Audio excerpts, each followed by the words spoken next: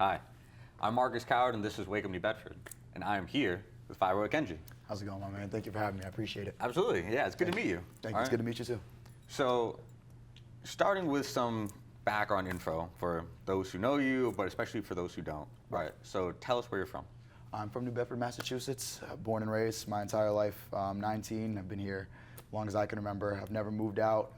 Born in St. Luke's, right out of this city, and I've always been here. So, yeah, I love the city. Always have, always will. Now, have you been living in the same house this whole time, or have you moved around? I've moved around. I've moved around a lot. I've been in the South End, North End, West End. I've been everywhere in the city, so I've seen a lot of it. I've seen just about every part of the city, and it's been a lot of moving back and forth, but never outside the city. Not even like a surrounding town. Nothing. Always right dead in the heart of it. Sure. Which has always been great. And then where are you living now? I guess like now around here, down by this nice beach area, which sometimes you get the smell of some of the factories. But other than that, it's great. It's always good to wake up, be by the waterfront. It's very nice. Sure. Very nice, especially considering the history of what that means to New Bedford. I think it's really nice to be around this area.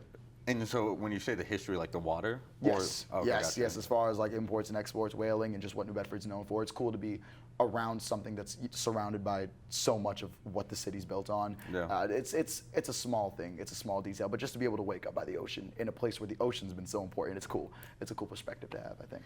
That's a good point, because right now I live in the West End, like near Rockdale, where it's like not near. I always thought like New Bedford in general is near the water, but there's definitely parts that are closer. Yeah, there's parts than that are more oriented. I feel like down over here, like by the shore, and over here is more where I feel like that's what, when I hear New Bedford, I for some reason think of. I think totally about like the docks and like the boats and everything, because I feel that's mostly because we're considered the whaling city. You know what I mean? So that's what I think of. But there's a good percentage of New Bedford that's not too close to the water at all. So it's cool to be able to be in the one area consistently where I can wake up and say I'm surrounded by a place that's a part of a lot of the history. And so this is your favorite place or area you've been living so far in your life? As far as the surrounding area and what it means historically, I would say so. I do like the North End though. The North End's nice. It's quiet. It's quiet over there. There's a lot more because we're near downtown over here. Yeah. So there's a lot of noise and stuff. But other than that, the North End's nice. It's quiet. I've always liked the West End too. There's a lot of like places to shop over there. There's a lot of food over there. So every area is nice, but they all have their own reasons, I'd say. Yeah, and so I've lived a little bit of everywhere myself, but where I spent the least amount of time is the North End. When I was younger, I lived for a few years, like I said, when I was younger, on Ashley Boulevard, like across the street from Global Charter. But besides that, like, I really haven't spent that much time in the North End. Like, it's really like its own city in a lot of ways. Yeah, it is. It feels like it too. Especially it's so like it's bordering a cushion in some places. So you go through it and immediately it doesn't feel like New Bedford anymore. Like you'll take a drive, like a 5-minute drive, and about the 3rd minute you're like, this doesn't feel like the same place I was just in. It gets very quiet. Yeah. The look is very different, but it's cool. It's cool to be in any area of the city. But I like how peaceful the North can be, I'd say. And so what schools did you go to, starting with elementary? Elementary school, I went to Kearney Academy, which is down, that is in the west, right? Yeah, it's in the west. Yeah, in the west, I always loved Kearney. That was the only elementary school I went to. From there, I went to Normannon Middle School in the north. Yeah, okay.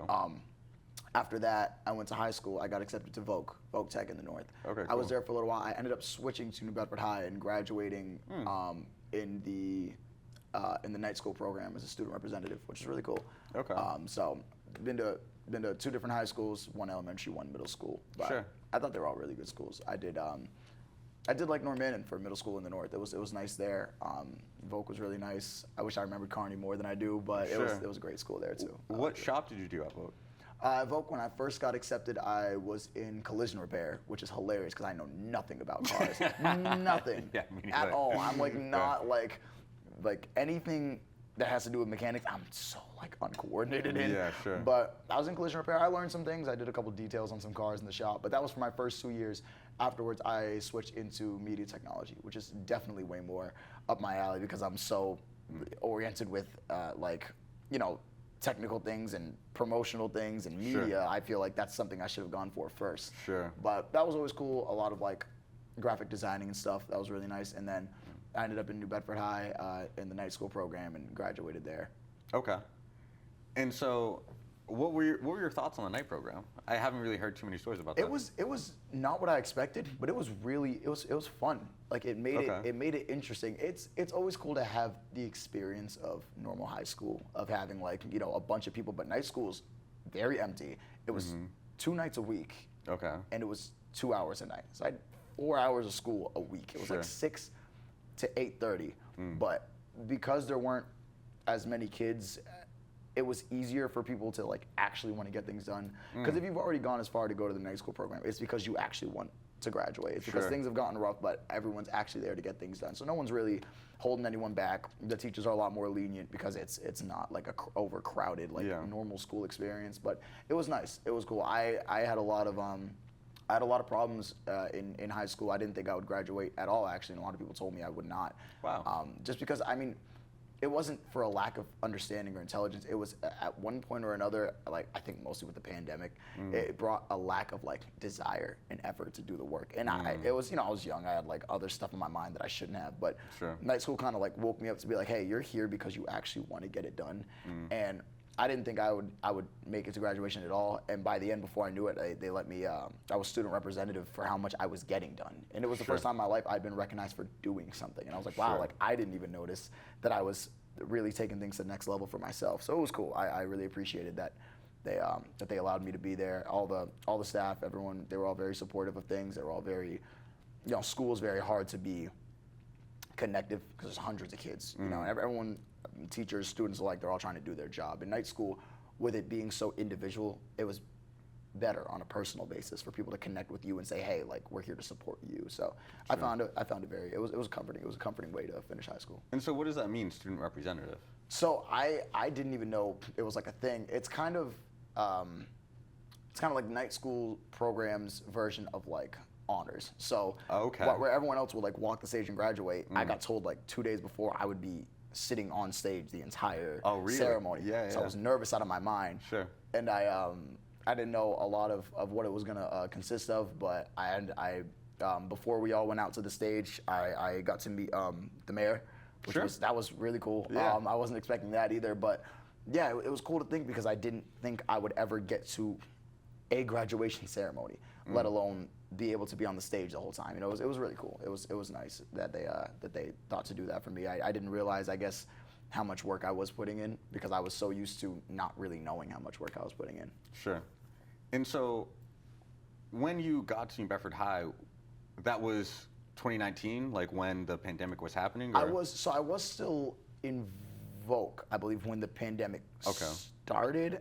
I believe I was towards like the end of my freshman year, and I had I think 1 or 2 more years in Voc after that. But around that time when we started doing the at-home courses, I don't know, something about me, I for whatever reason like kind of lost the drive to do it because I guess I was just in the comfort of my own home and I just felt like I just didn't feel like it, but I should have felt like it. And to get back to like a routine of getting up and actually going to do something, it got me back into like the wake-up call of you should be putting in an effort, and it was good in the end to see that the effort I did end up putting in was recognized. Like student representative did mean a lot. It was nice. And so you were enjoying school before then. You were engaged and motivated to go, but the pandemic really just kind of deterred you. And obviously a lot of it's on me. I don't want to be the person who's like, it was all all COVID's fault, but obviously I had my own faults for not having the desire, but I feel like a lot of it did come from having to do school-related things where school's very like it's like a job. You know you have to do it. It's something that you're doing for your education. When you do it from the comfort of your own home where you're so used to just relaxing, playing video games and eating all day, it's hard to it was hard for me to say I still want to have the same drive because I'm not in a classroom. Like I'm in a place where I am comfortable being rather than a place that I know I have to get up and have to be. So I think it kind of just took away like the fire to say this is important, which it was, and I just didn't realize it at the time. But when it came time for me to have to go as far as to be in the evening extension program, and I knew I had to really crack down on my education, I guess before I knew it, I started trying again. Before I really knew, and I guess I guess I knew when they told me, hey, you're a student representative, and I was like, wow, like that doesn't even sound right to me because I knew I lost that for a while. But it was good to get it back, and since then I've been back on being a more routine person at school aside, as far as at work and music, everything. And so during that time, was your family not as motivating in order to like keep you in school, and it was more so like up to you and your decision? As far as like the pandemic? Yeah. I mean, they were very like on top of things in a supportive way. Like they didn't make it seem like I was doing something wrong. They were very like open about like, hey, like if you need help, like extra help or like stay after school. And I would always say, yeah, like I'll stay after next Tuesday. I'm just not staying after next Tuesday. That's how I feel so bad. I tell my mom and dad all the time, like, yeah, I actually I stayed after today for like 30 extra minutes to get my homework done. The whole time I was across the street at the park. But I could have helped myself more than I did. I chose, unfortunately, to help myself when it was almost too late. But I'm grateful for that because if it wasn't almost too late, it would have been too late. Yeah. And by the time that I chose to help myself, I did it enough for them to recognize that I was putting in the effort again. So it was good. And so what made you want to graduate high school?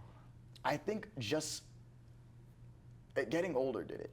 Really, because I was a freshman in Voc. I was held back in Voc. I failed my first sophomore year, and I was a sophomore again. Okay. Towards the end of that year, I was held back again. So I was a sophomore again. Okay.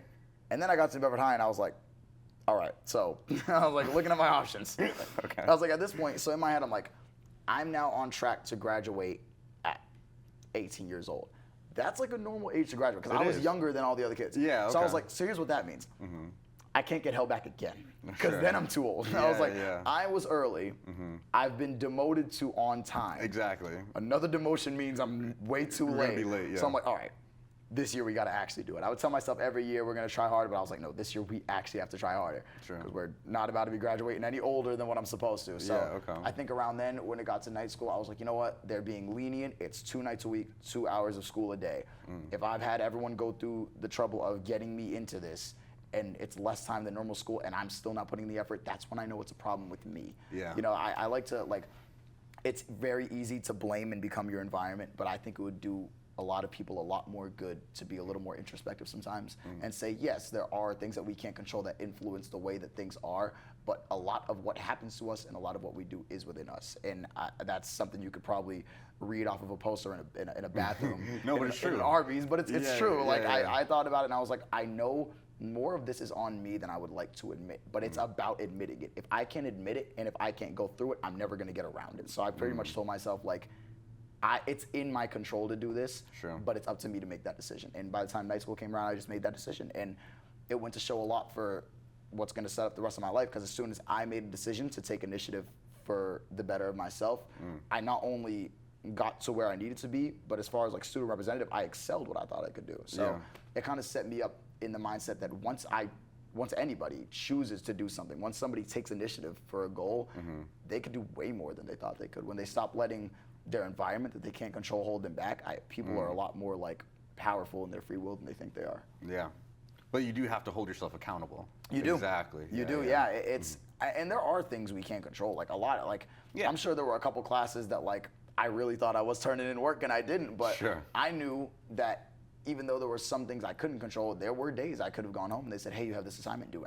I know I didn't do them because I mean, I was there. Like I remember saying, I can't do that. I don't want to do this today. So there are things that we can't control, but there was a lot of it that was on me. And once you hold yourself accountable, that's what sets you up for being able to take initiative to finish that goal. I think that was like the first thing that taught me that, really. And this is making a lot of sense as I'm talking to you, because as you said, you could recognize within yourself that you weren't lacking in intelligence. Like I can see you're very well spoken, very smart, but you really just had to start applying yourself and holding yourself accountable. Right. And putting forth that initiative, like you were talking about. And then once you did that, you were working harder than you even realized. Than I thought I could. Exactly. Than I thought I would.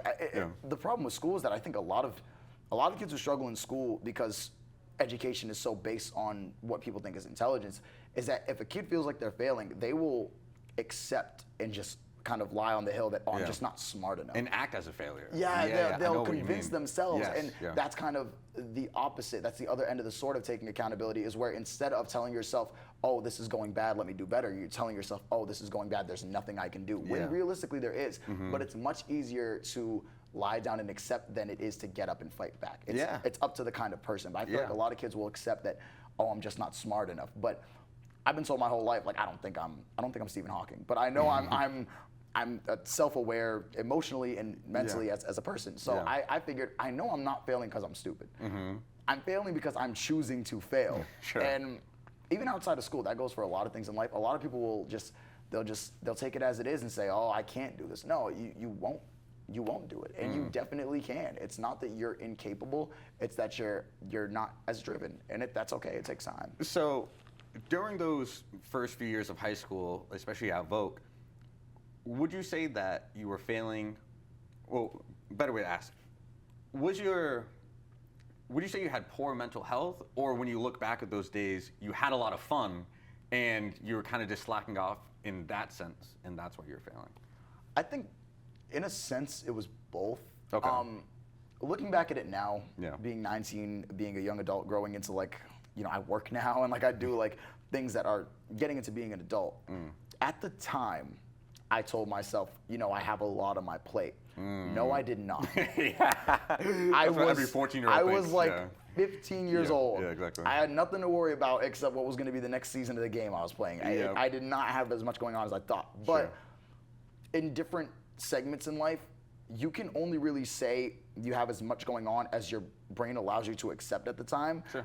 I feel like while an adult, working 2 jobs and trying to take care of a family is going through probably as much as they can be, a child who is struggling in school is also going through as much as they can. Yeah. They're not the same level of mental strain And responsibility. But sure. as far as what that person's capacity is for what level in life they've experienced, as much as this single mom working 2 jobs is going through obviously a lot more, and this kid is just failing a few classes, her capacity will allow her to deal with all those things at once, and it's the most she can deal with. That child at the time in their life, that is as much as they can deal with. So I guess at the time I told myself, I got a lot on my plate. Thinking back on it now, not compared to what I have now, but I'm a different person than I was then. Of course. And I have different responsibilities than I did then. So I guess at the time I really did have a lot going on, and I felt like I couldn't do it. Sure. On the other cover of that book, I was having way too much fun. Yeah. Way too much fun. You were 100% right about that. I don't want to admit that part, but I'm talking about sure. accountability. It's only fair. I was Okay. like, way too much fun. Okay. Way too much fun. I wasn't like extremely like popular in school, but I liked to like get in on jokes. Like I was the kid that like if somebody made a joke, I would see if maybe I could laugh the loudest. And people would be like, yeah, this guy gets it, and they never did. What a way to put it. Okay. Yeah, no, that's exactly what I was. Yeah, No, sure. I know what I was. Yeah. But no, Okay. that's how I was. I liked to engage because I wanted people to accept me. For a long time, I liked to dress like other people, talk like other people, act like other people, act like I liked the music that other people liked. So a lot of school, maybe it wasn't that I was having fun, but it was that I really did want to fit in with the crowd because it was so cool to everyone else.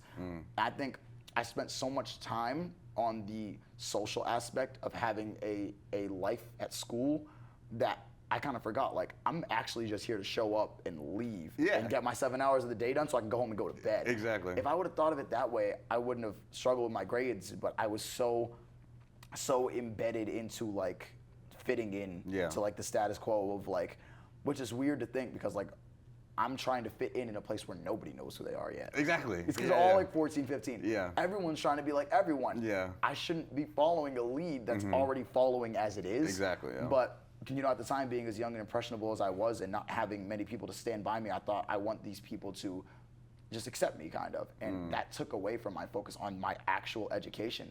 And I treated school more like, I don't know, it was more like a daily meetup with hundreds of people than it was a place to show up and get my work done. Yeah. And eventually that's what threw me off. I'd always had that in the back of my mind, and then when it came time for like the pandemic and everything and I was home and I knew I could like text and play video games all day, I just completely lost the drive to do work. But getting into night school and realizing I was at my last resort, I was like, I can't waste my last resort. I was like, now I have to really give myself the drive. And I was getting old enough where I was like, it's time to like grow up, be mature, take accountability, get things done.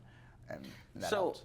even at such a young age, like you said, I mean, I remember when I was 13, 14, like we all have our own insecurities, but what made you feel so much that you didn't fit in?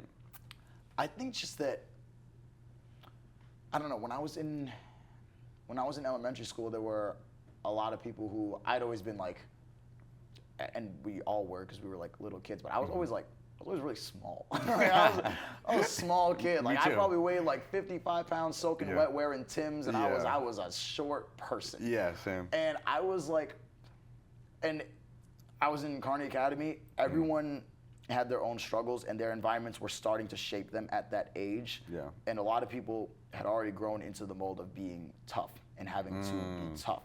And I understand now, looking back at it, that a lot of people probably stemmed from their home lives and what they had to deal with. Yeah. I had both my parents. I was fine. I was okay.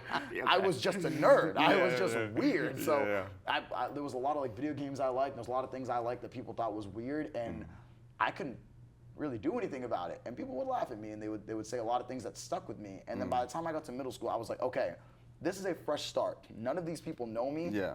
I'm gonna try to be somebody else now. Okay. I know they didn't like me when I was me. I'm gonna try to be somebody else, see if I fit in. That took away from my education. It took away from my time. It took away from me finding out who I was. It wasn't until recently that I found who I really was. So it took through that period for me to trial and error, see who I wanted to be, but it was never myself. Because I think I just wanted a fresh start from growing up in like elementary school. I was like, all right, new start. I'm older. I know how to be what these people want me to be, which at the time I thought mattered.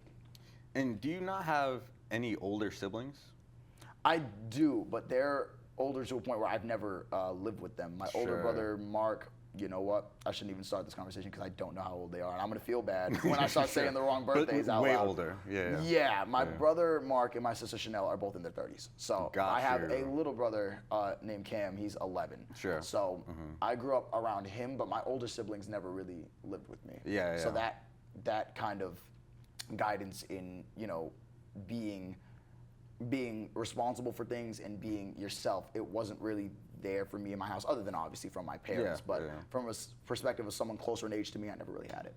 And especially that influence. You know, I was really influenced by my older brother, but he's a year and a half older. But when you brought up one looking for who you were, but also when you talk about like you being a nerd and having these really unique and niche interests, then you had to find that on your own. Yeah, it's like, I mean, I always knew what I liked. I think in a certain place, I always knew who I was. I think it was, again, as drawing back to accountability, it was just up to me to kind of accept it. And it took a while, because the main reason I didn't accept it when I was young is because I was afraid, because kids were big. And I picked my little brother up from school now, and I swear, like, when I was that age, I didn't look like that. And I see some kids walking out of my little brother's school, and they're like taller than me, and I'm like, yo. I don't know what they're feeding them, what bro. are you feeding your kids? Miracle Grow? That's for plants. It's like, crazy. what are you doing? Like, so I remember when I was little, I was relatively small. Yeah.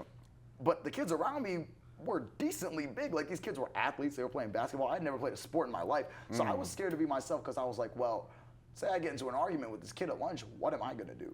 I'm not gonna do anything. And then, I'm like, what am I gonna do? I'm gonna apologize. That's what I'm gonna do.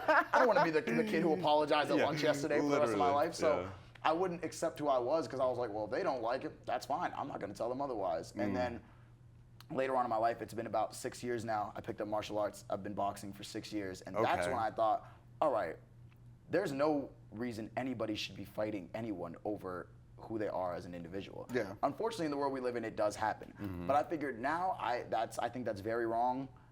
However, now, I'm not in school anymore, but say I'm at lunch and somebody doesn't like something I'm doing, I can do something about that now. Like, now I thought in my head, I'm like, all right, not even just physically, but the mental discipline of being a martial artist is like, I don't have to be afraid anymore. Yes. Not even just because I know I can defend myself physically, but mentally I know more now who I am. Yeah. And I'm ready to accept it now, because I know that I can defend myself on that front. You know what I mean? No, it absolutely brings a certain level of confidence and like just security. You know, like so many MMA fighters don't fight because they don't have to. Yeah, it's like I always use the analogy of if you were trained in how to use any weapon, say it be a firearm, a knife, whatever, because you're trained in it and because you know how to use it does not mean you're going to get up and go use it on the first person you see outside. You're actually going to do the opposite. Exactly. Because you know what you can do, you're going to conceal that weapon until it's time when you really need it. Yeah. As a boxer, like, when you're starting out boxing, you're just doing it to do it. You know, you want to learn how to defend yourself. But I'm an amateur boxer. I have been for 2 years.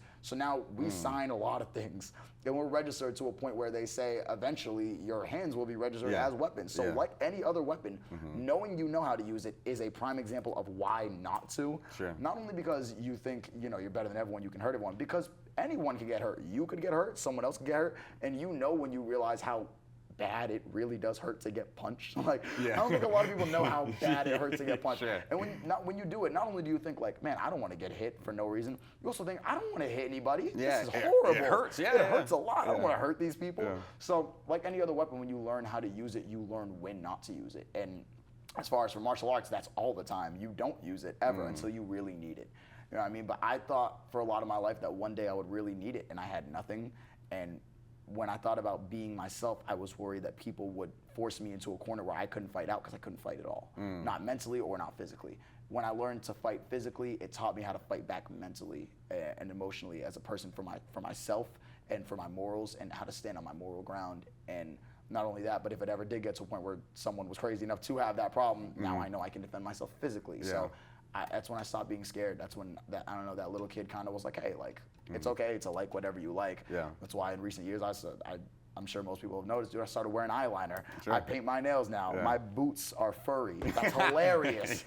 You don't see most people who can fight wear fur boots. Sure, exactly. But I've now noticed that, like, one, we're all getting older anyway.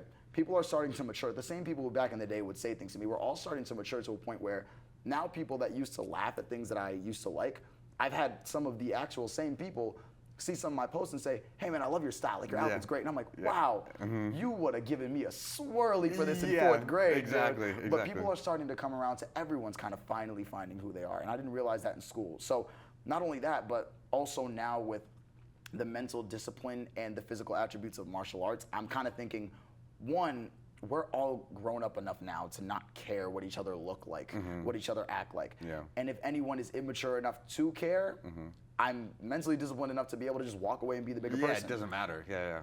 And if you really won't let me be the bigger person, that's your decision, dude. Yeah.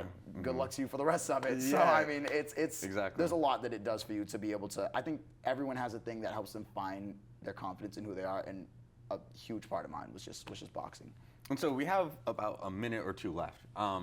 But staying with boxing, does it surprise you that you're now into amateur boxing, or knowing yourself and your personality, it kind of makes sense? Oh, I'm extremely surprised. Really? I'm probably the most unathletic person I know. I don't think I've ever played a game of basketball. Okay. I've probably kicked a soccer ball once in my life. I'm not too good at bowling. I'm good at Wii Sports, and that's about it. Okay. And thinking about anything active, I think the last thing I would ever anticipate for myself is fighting people, because I'm scared of conflict. Yeah, so I don't know. It kind of just it's something that just found me. It really did, and it's been a crazy journey. It really has. To where it's not even that you're training. You said you're an amateur boxer, so you do matches. Yes, competition. Yeah, I competed in the 2024 Southern New England Golden Gloves. I competed on the Fall River Battleship at the CYO tournament August of last year, and then January of next year coming up, I will be in fight camp again, and I'm going for the 2026 Sub-Novice Golden Gloves Championship. Okay. Yeah. And you see like a future with this, or no? This is kind of just like a side thing. No, I just love it. It's just a passion. Yeah. Music is my future. Yeah. I want music forever. That's what I want to make my life out of. Sure. I don't want to be a professional boxer down the line.